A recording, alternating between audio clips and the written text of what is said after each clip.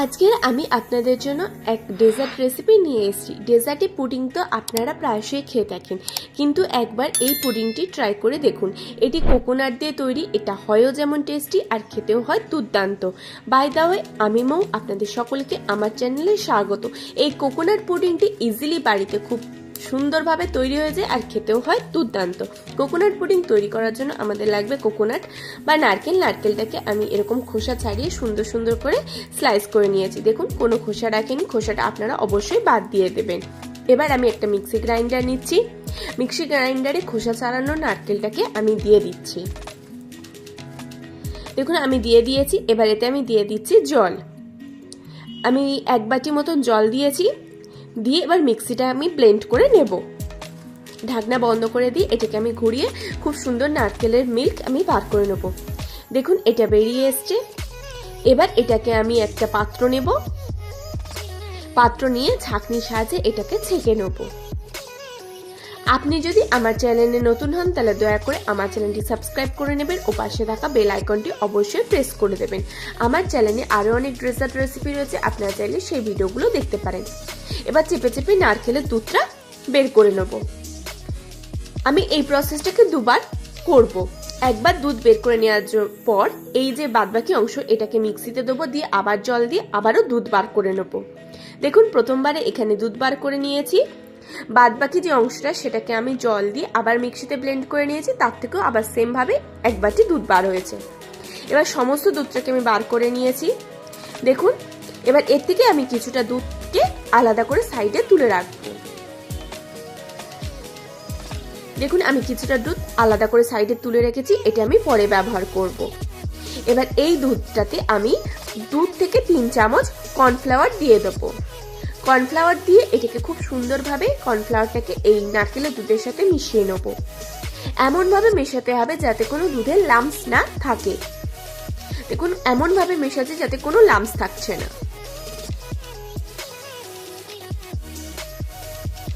আপনারা বাড়িতে অবশ্যই একবার এই প্রসেসে কোকোনাট পুডিংটি বানাবেন। এটা খুব ইজিলি তৈরি হয়ে যায় আর যে কোনো পুডিংয়ের থেকে অনেক বেশি টেস্টি হয়।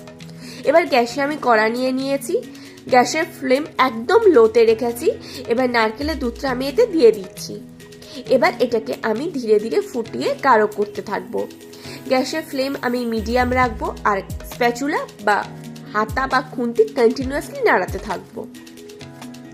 দেখুন, এটা আমি কন্টিনিউয়াসলি নাড়াচ্ছি।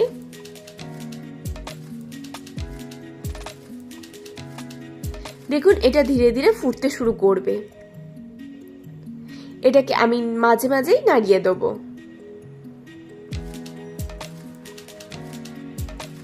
এইভাবে আমি অলমোস্ট 4 থেকে 5 মিনিট ফুটিয়ে নিয়েছি। 4-5 মিনিট পরে এতে আমি চিনি দিয়ে দিচ্ছি।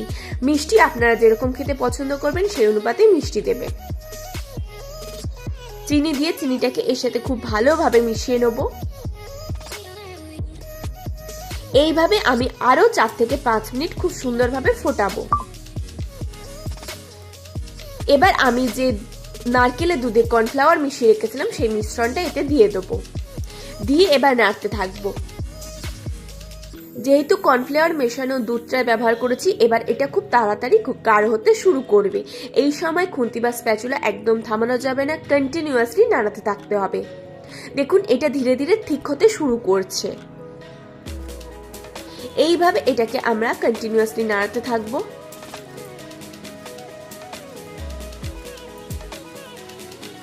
অলমোস্ট এটাকে আমি আরো 5 থেকে 6 মিনিট নাড়াতে থাকবো। দেখুন, এটা ধীরে ধীরে আগের থেকে পরিমাণে বেশি গাঢ় হয়ে যাচ্ছে।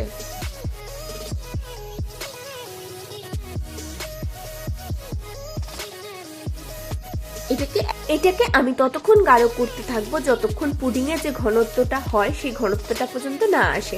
দেখুন, ঠিক এই রকম ঘন করতে থাকতে হবে।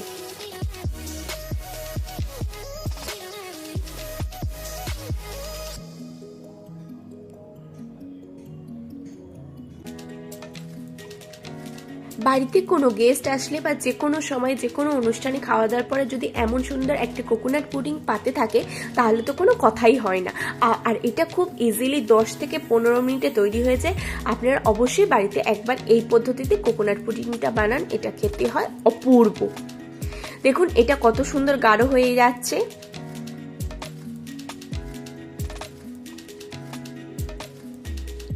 এবার আমি গ্যাসের ফ্লেম অফ করে দেবো।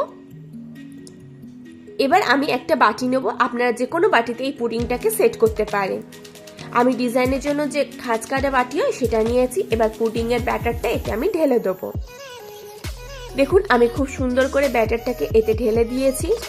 এবার এটাকে আমি ধরে হালকা ট্যাপ করে নেবো যাতে কোনো ফাঁকা অংশ বা বাবলস না থাকে। দেখুন আমি ধীরে ধীরে ট্যাপ করে নিচ্ছি। এবার এটাকে ঠান্ডা হওয়া পর্যন্ত অপেক্ষা করব। ঠান্ডা হয়ে গেলে এটাকে ফ্রিজে সেট হতে দেবো 2-3 ঘন্টার জন্য। আমি ফ্রিজে সেট করে নিয়েছি। আমি হাত দিয়ে দেখাচ্ছি, দেখুন এটা কত সুন্দর ইজিলি এই বাটিটা থেকে ডিমোল্ড হয়ে আসছে। আর এটা একদম পারফেক্টলি সেট হয়ে গেছে, হাত দিয়ে চাপছি একদম ভাঙছে না। এবার আমি একটা প্লেট নেব, প্লেটটাকে এই বাটির ওপর উল্টে দেবো, দিয়ে বাটি সমেত প্লেটটাকে আমি উল্টে দেবো, দিয়ে ওপর থেকে আমি বাটিটাকে হালকা করে ট্যাপ করব, দিলেই এটা ইজিলি ডিমোল্ড হয়ে যাবে। এবার বাটিটাকে সরিয়ে নেব। দেখুন কত সুন্দর ইজিলি বাড়িতে তৈরি হয়ে গেল কোকোনাট পুডিং। এবার এটাকে আমি গার্নিশ করে দেবো। আমি পেস্তা ও চেরি দিয়ে গার্নিশ করেছি, আপনারা যে কোনো কিছু দিয়ে করতে পারেন, চাইলে নাও করতে পারেন। দেখুন কত ইজিলি বাড়িতে তৈরি হয়ে গেল কোকোনাট পুডিং। আপনারা বাড়িতে অবশ্যই একবার এই পদ্ধতিতে কোকোনাট পুডিং বানান, ছোট থেকে বড় সকলে খুব আনন্দ সহকারে খাবে।